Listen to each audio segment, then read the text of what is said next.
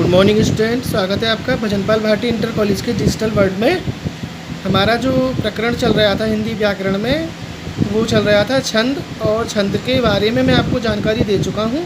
उसकी परिभाषा, छंद किसे कहते हैं, कितने प्रकार के होते हैं, उसके तत्व कौन कौन से होते हैं, ठीक है ना। तो आज मैं जो छंद के तत्व हैं, यानी छंद के जो प्रकार हैं, उसी में से एक प्रकार लेकर के आया हूँ, वो है दोहा।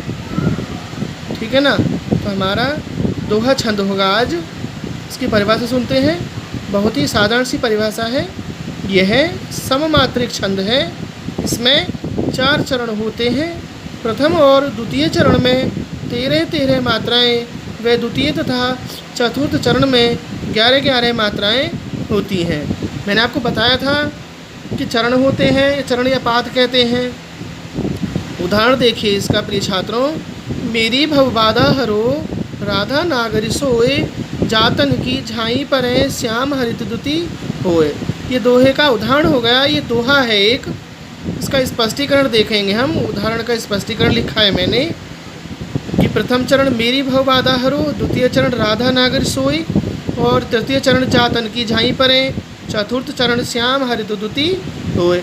तो प्रिय छात्रों, हम कैसे पहचानेंगे कि इसमें दोहा है, इसमें सोरठा है, इसमें रोला है, इसमें कुंडलियाँ हैं, यानी जो छंद के प्रकार हैं वो कौन सा छंद है। तो उस पहचान को हम केवल मात्राओं के आधार पर ही हम उसे पहचान पाएंगे।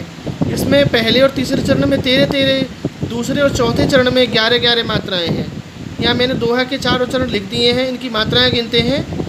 तो गिनने से पहले मैं आपको ये बता दूँ कि जहाँ पर ए की या आई की मात्रा होगी, जहाँ पर बड़ी ई की मात्रा होगी, जहाँ पर आ की मात्रा होगी, जहाँ पर बड़े ऊ की मात्रा होगी, और जहाँ पर औ की या ओ की मात्रा होगी, और जहाँ पर कभी कभी हम बोलते में, यानी जब लय से पढ़ते हैं तो कोई शब्द लंबा खिंचता है, तो वहाँ पर भी चाहे वो छोटी की मात्रा हो, लेकिन वहाँ भी बड़ी की मतलब वहाँ भी गुरु ही गिना जाएगा। ठीक है ना। और कभी कभी संयुक्त अक्षर से जो पहले वाला अक्षर होता है वो भी गुरु ही गिना जाएगा।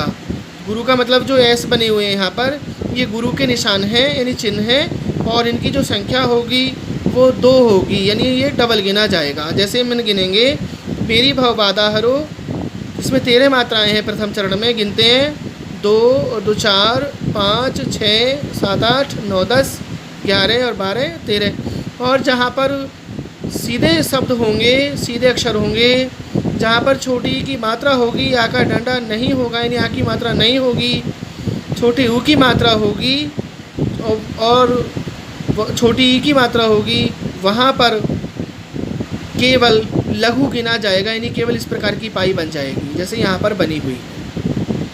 ये 13 हो गई।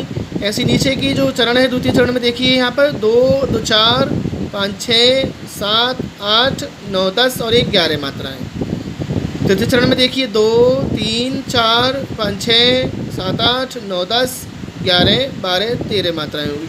एक बात और, जहाँ पर अंक की बिंदी होगी इस प्रकार की, यानी जहाँ पर अनुनासिक होगा वहाँ पर एस यानी लघु गुरु गिना जाएगा, और जहाँ पर अनुस्वार होगा वहाँ पर लघु गिना जाएगा।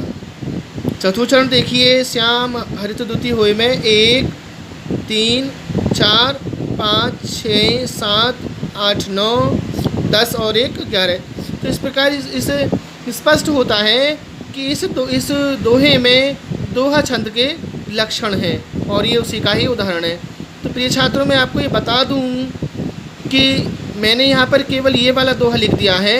आप चाहो तो रहीमदास जी, तुलसीदास जी, कबीरदास जी और रसखान जी, सूरदास जी और अन्य जो भी कवि हुए हैं, आप उनमें से उनके लिखे हुए कोई भी दोहे को दोहा छंद के उदाहरण के रूप में आप लिख सकते हो, और वो बिल्कुल उपयुक्त होगा। और मात्राएं आप चाहो तो इस प्रकार से उनमें भी इस प्रकार से आप गिन सकते हैं।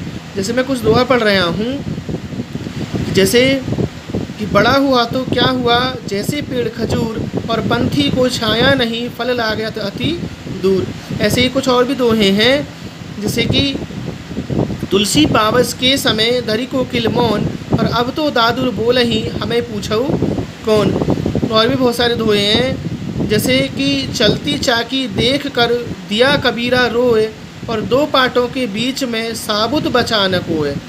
ठीक है ना। ऐसे ही जैसे कि मोल करो तलवार का, पड़ा रहने दो म्यान। इस तरीके से दोहे और भी हैं। जात न पूछो साधु की, पूछ लीजिए ज्ञान, और मोल करो तलवार का, पड़ा रहने दो म्यान। आप इसको छोड़ करके चाहे तो इसे लिख सकते हैं। आप इसको छोड़ करके कोई भी दोहा इस दोहा छंद के रूप में, दोहा छंद के उदाहरण के रूप में आप लिख सकते हैं। ठीक है ना। अगला जो कल जो प्रकरण होगा वो हमारा चौपाई होगा, वो अगली वीडियो में आपको समझाऊंगा।